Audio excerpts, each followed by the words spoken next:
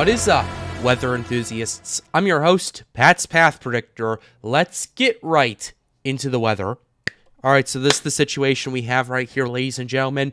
We have a two-day event going on in Texas. We have a slight risk issued for today from Amarillo down to Houston for day one.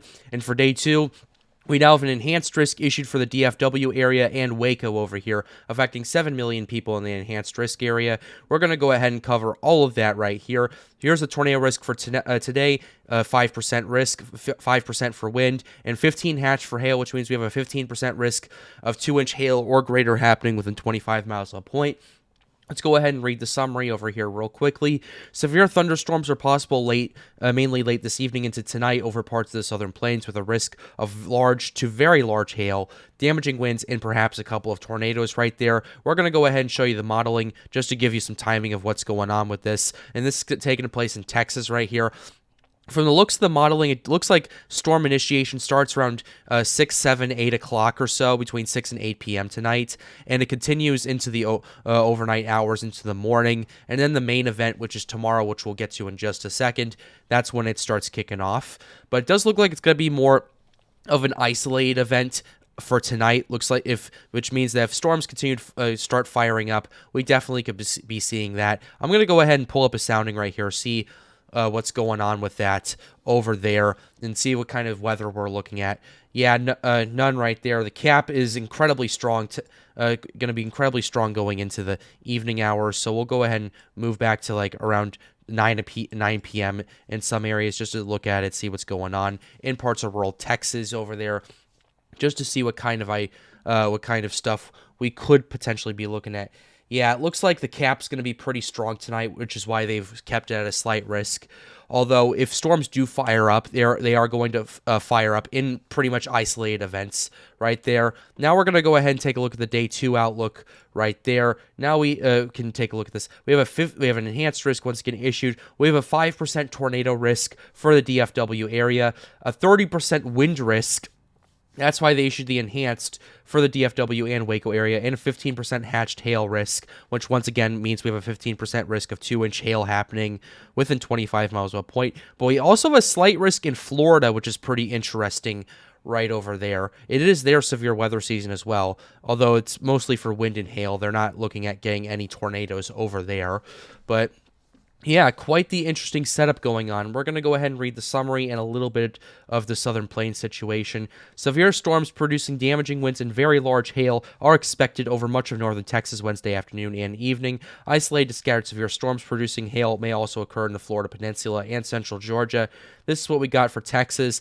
General expectation for thunderstorm initiation to occur along the dry line during or early afternoon as mesoscale ascent attendant to the dry line is augmented by increasing large-scale ascent.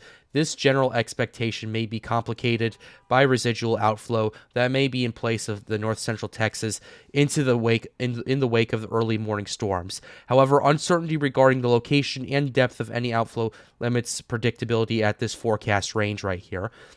Initial development will likely be supercellular, supported by increasing mid-level flow and strong deep layer shear. Steep lapse rates will favor large to very large, i.e. greater than 2 inches in diameter, of hail with these initial supercells. Low-level flow is expected to be relatively modest, limiting low-level shear and potentially keeping tornado threat low. However, given the potential for interaction with the residual outflow layer, some higher threat may materialize if in the more confined corridors.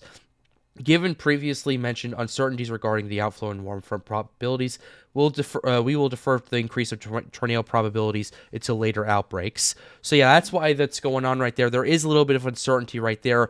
My opinion is that they should at least issue at some point a 10% hatch tornado risk, which means we have a 10% probability of a significant tornado happening within 25 miles of a point, primarily because of these soundings right here, one of which is in the DFW area right here. As you can see, we have 2,500 to 2,800 joules per kilogram of CAPE right here. The SRH is cracking 300. We have a very impressive CAPE setup right here, and we have our possibility as PDS Tor right here, and as you can see, the level is going up right here. We're already past EF2, EF3, EF4 range right here. The directional shear is actually pretty impressive in Dallas right here.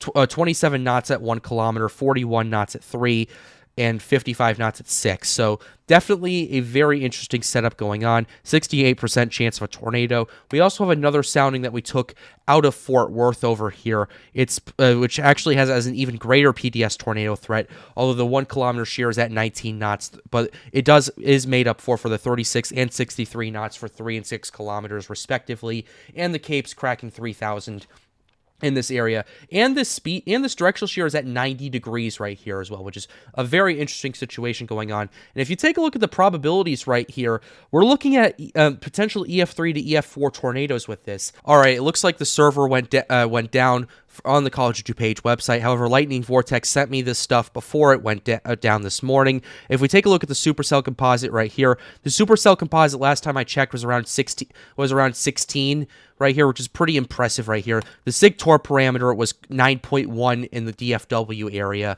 And if we take a look at the dew points over here, dew points it's absolutely moist for this stuff to be going on right here. That's why we're starting to see PDS Tor parameters going on with these soundings right here.